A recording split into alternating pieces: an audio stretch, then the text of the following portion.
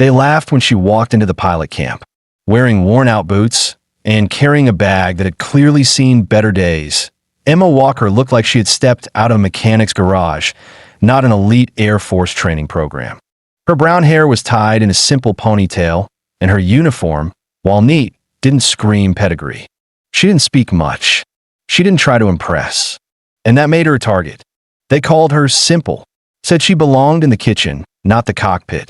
Whispers followed her through the corridors. She's not cut out for this. She probably scored her way in through diversity quotas. No chance she survives this.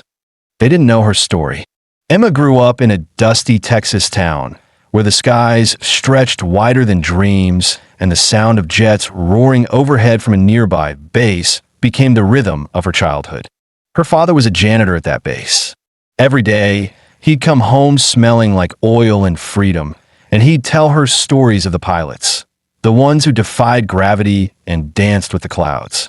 At night, she'd lie on the roof of their trailer and watch F-15 slice through the heavens. She didn't dream of fairy tales or dresses. She dreamed of engines, turbines, afterburners. She dreamed of flying. But dreams, in her world, came with disclaimers. No money, no connections, no fancy last name. Just a stubborn flame in her chest and a knack for taking things apart and putting them back better. Emma joined the Air Force at 18. Not as a pilot, as a mechanic. She didn't mind. While others posed in flight suits for Instagram, she was beneath the belly of jets, hands greasy, heart full. She knew every bolt of the aircraft. She could identify engine problems by sound alone. And over the years, her supervisors began to notice. One commander, old and grizzled with silver in his beard, told her, "Emma, you've got the hands of a tech and the eyes of a pilot." He wrote her a recommendation to the elite pilot training program. That's how she landed at Red River Base, an elite proving ground where the best of the best trained to become combat pilots. But the air there wasn't filled with camaraderie. It was heavy with competition, swagger, ego. Most of the cadets came from military families, had Ivy League degrees, or had already logged thousands of hours in the air. Emma? She was the only one who'd ever rebuilt a jet engine with spare parts from scrapyard. And they hated that. It started small, cold shoulders, mocking glances. Then came the sabotage. Someone loosened the straps in her simulator seat. Another time, they replaced her training files with outdated data, causing her to fail a crucial drill. She never complained. She never tattled. She just kept flying, quiet, determined, until the incident. It was a routine mid-air maneuver drill. Pairs were assigned to perform coordinated loops and evasive rolls. Emma's partner deliberately broke formation mid-flight. It threw off her balance, and her jet spiraled dangerously close to the red zone. She recovered, barely, but the brass didn't care. They only saw the report. Cadet Emma Walker, removed for failure to follow formation protocol. They didn't ask questions. They didn't let her explain. They just handed her a discharge form and told her, in so many words, "You don't belong here." No appeals. No second chances. She packed her bag in silence.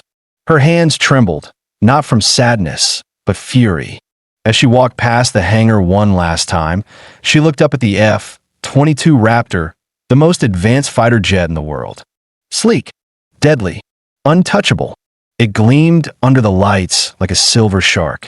One day, she thought, one day I'll fly you. Then she left. But the story didn't end there.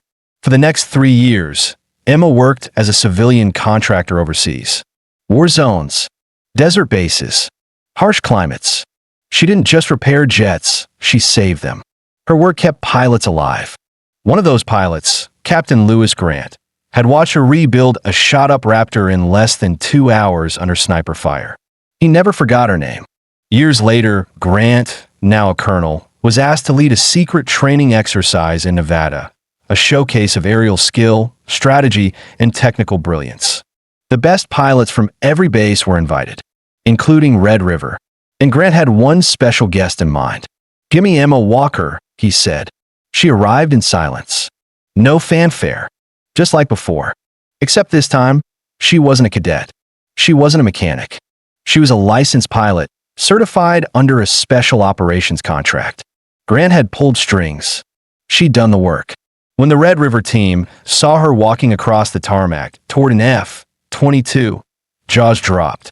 "She doesn't belong here," someone muttered. But it was too late. She climbed into the cockpit like she was shaking hands with an old friend. As the canopy closed, a smirk touched her lips. It had been a long road back. The exercise was simple: 4 on, 1 dogfight simulations. Emma, the 1. Them, the 4. They expected a short match. What they got was a masterclass. Emma didn't fly the Raptor like a weapon.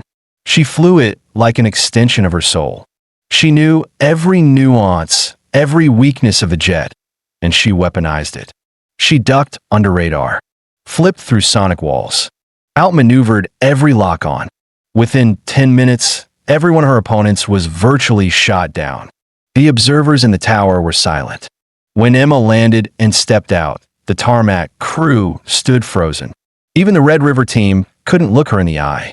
She walked straight past them, boots steady on the same ground that once rejected her.